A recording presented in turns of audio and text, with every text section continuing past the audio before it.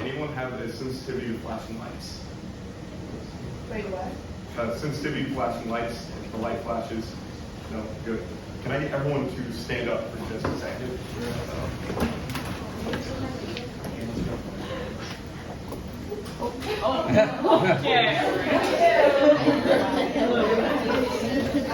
This is a Polaroid camera, but before I get into that, when you all close your eyes for a second and go back with me to a trip to the 1940s. All right, you can open them now. So, Kodak is the main manufacturer of cameras and has been for quite some time. Now let's pretend I'm a dad, hard to believe I know, but bear with me. And I want to take my kids on a picnic. So we hop in the minivan, go on down to the park, hop out, and I decide I would memorialize this moment with a picture.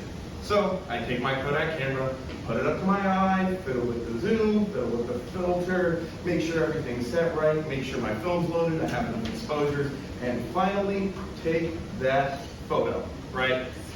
But the process doesn't end there. Now I have to go home, take my film out, be super careful not to expose it to light or I'll ruin it, send it off to a dark room, and finally, after maybe a month, I'll get my photos back after they've been developed. Edwin Land thought this process was incredibly tedious and that it could be fixed with technology at the time.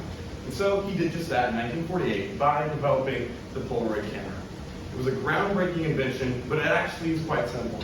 Right here, you have a container. The container contains film and a package on the back full of chemicals. When you take the photo, the shutter exposes the film to light, putting the picture on it, and then pushes out the rollers in the front, which crush the chemicals in the back and put them across the back of the film. This invention took America by storm. At one point, 1 in every 2 households in America owned a Polaroid camera. And in the 1980s, it ended up being the most sold camera in the US, beating even its competitor, Kodak. Now you might be wondering, how could something that had this meteoric rise to popularity fall? Well, in the 1990s, the digital revolution began, and digital cameras, much like this one, became the norm. Now, a lot of people prophesized this would be the end of film cameras.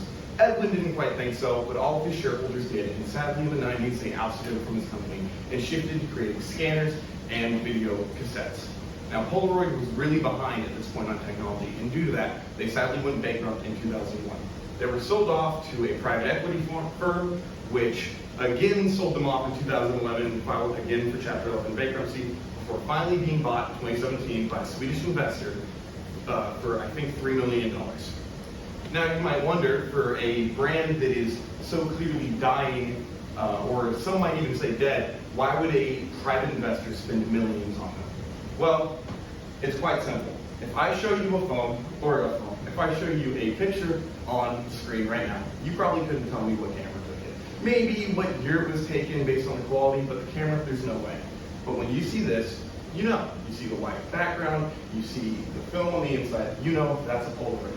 Polaroid's more than just a picture. It's an icon. It's a status symbol. As Nat Trotman says in Advertising Quarterly, when you take a picture at a party with a Polaroid, it's not just a commiseration of that which has already happened. It becomes more of a thing you can pass around, show your friends, something that might inspire them to take Polaroids of their own. It becomes a vehicle through which social interaction is had.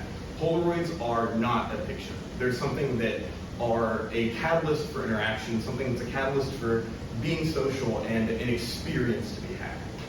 A lot of people wonder the story behind these pictures, but much like the Polaroid itself, when you expose the facts to light, it paints a pretty clear picture.